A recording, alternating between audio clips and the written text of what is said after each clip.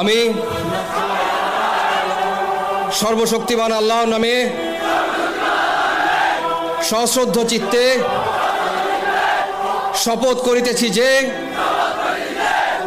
আমি গণপ্রজাতন্ত্রী বাংলাদেশ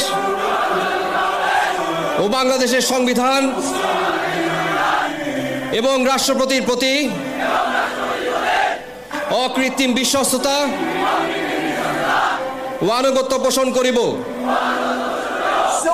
আমি আমার অপরিহার্য কর্তব্য মনে করিয়া আমার উপর ন্যস্ত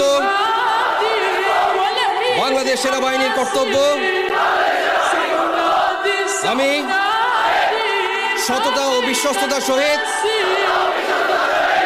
পালন করিব এবং আমার প্রতি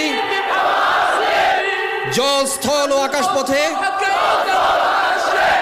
যেখানেই যাইবার আদেশ করা হইবে সেখানেই যাইব। আমি আমার জীবন বিপন্ন করিয়াও